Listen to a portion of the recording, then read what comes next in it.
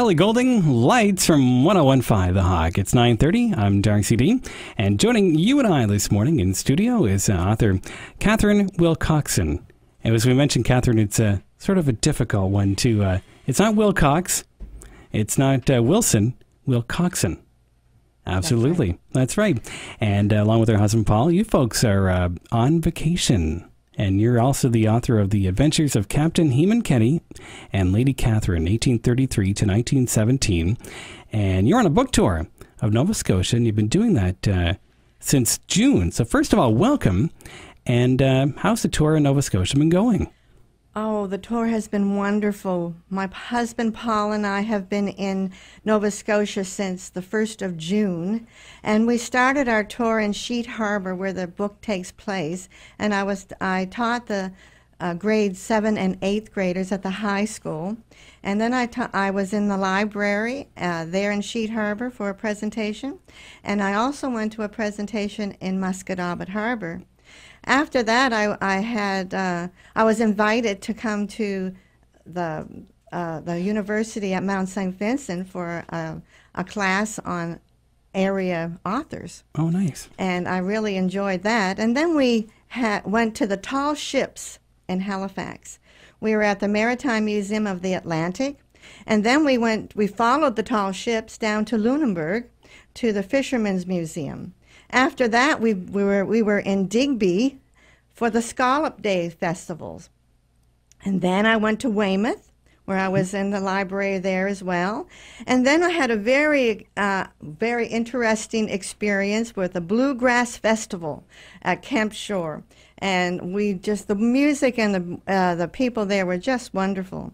And now I am here, and I'm going to be in St. Peter's. That's right. At the McCaskill House Museum, and I'm going to be there all weekend, and I'm looking so forward to that. And there's a special connection, which we'll talk about in just a minute, about the McCaskill House Museum. You know, it's been a busy schedule of Nova Scotia. How has the reception been? Oh, we have sold hundreds of books, and we have enjoyed getting to know Nova Scotia again for me, and also for the people there that have been so good to us and so kind. We have really, really enjoyed ourselves. As you say, getting to know Nova Scotia again, your book was published in the state of Indiana. However, certainly Nova Scotia connections there for you, Catherine. Yes, I was born in Halifax, raised in Fairview, and I spent all my summers as a child in Sheet Harbor on the Eastern Shore, where my grandmother was, and so I spent all my summers there. And when I moved to the United States, after I was married, I've spent the last 27 years in the States. I've lived in 6 states and 2 provinces of Canada. And I miss the ocean so much. I miss the maritime so much that I wrote a book about them. Nice. And speaking of your writing, how long have you been writing? I've been writing for 10 years. So that doesn't seem very long, since I'm not as young as I used to be. But, I started when I was 50 years old. Wow, good for you. And this, again, congratulations. This is the first novel for you. Again, it's called The Adventures of Captain Heman Kenny and Lady Catherine. Who is Heman Kenny? Heman Kenny, Captain Heman Kenny, was my great-grandfather. And he is from Cork, Ireland. And he left Cork, Ireland because of the potato famine at the time. And he left there, and he came to Canada by way of the West Indies. The West Indies was the end of the slave trade. And he came into Boston, and there the Civil War broke out. He could no longer go any further south, because of the blockade that was going on because of the Civil War, so he headed north, and he found Nova Scotia. And the Eastern Shore. And the Eastern Shore. At first he came into Halifax, and he also found Elizabeth. Elizabeth's father would not allow him to take her away, so he had to settle. Okay. And when he set up a trade route from Halifax, Boston, New York, and Bermuda. Sounds like quite a journey. Yes, it is. It's a very interesting journey that he did. And then he left Halifax because he had asthma. And at that time, there was a lot of coal burning in Halifax, and it was very hard to breathe. So imagine. he found Sheet Harbor, where he bought land there, and that way he could put his schooner, Lady Catherine, right in his backyard. Okay, so Lady Catherine was a schooner. The Lady Catherine was the schooner. And he had two great loves of his life. One was Lady Catherine, the other was Elizabeth. Now, with a story like that, it's hard to probably pinpoint one inspiration for wanting to write the novel. Is there anything you can really focus on that, was your inspiration? Why do I want to do this, My inspiration was for writing, to begin writing, was my mother. My mother was a homesteader in Alberta, Canada. And she joined the Navy in Edmonton during the Second World War, and she was a Wren.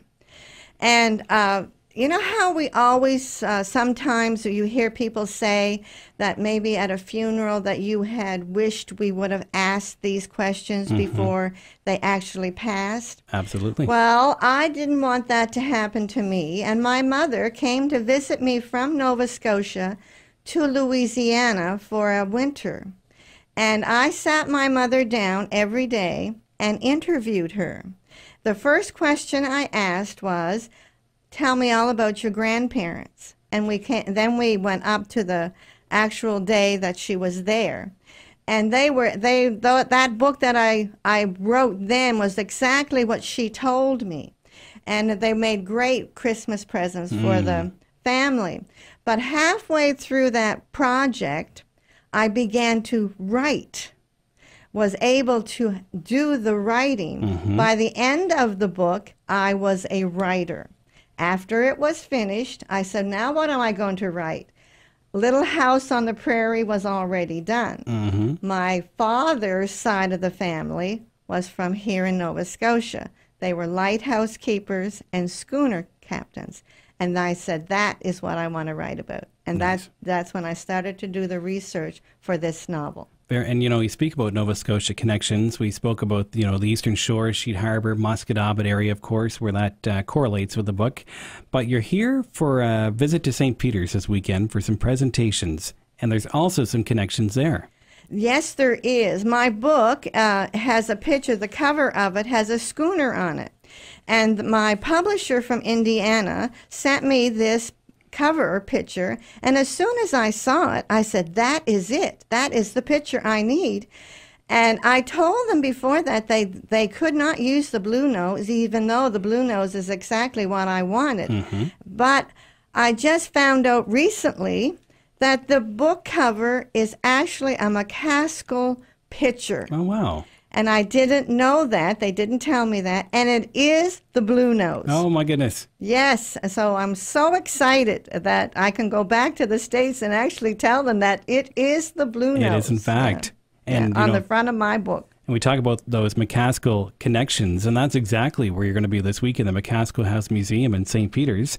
And you'd like to invite people to drop by. I think that anybody that is visiting here in the area, if they would love to set their GPSs to go to St. Peter's for for Friday or Saturday or Sunday at 2 p.m., I will be at the McCaskill House Museum, and on Friday I'm going to be discussing the history of the area and how my book deals with history also, and I have the love of history.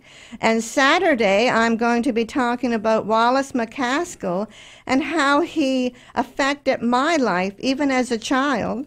And on Sunday I will be explaining how I wrote my book, The Adventures of Captain Heman Kenny and Lady Catherine. So it's nice, a different topic every day. So every day, and then I'm going to actually probably put parts of it in every actual presentation that I make. And folks that pick up the book on the weekend will have yes, a chance to have it signed. Yes, they can, and I would love to sign it for them. That's wonderful. Again, Catherine Wilcoxon, the author of The Adventures of Captain Heman Kenny and Lady Catherine, 1833 to 1917. You can meet Catherine this weekend at the McCaskill House Museum, Friday, Saturday, and Sunday for presentations each day beginning at 2.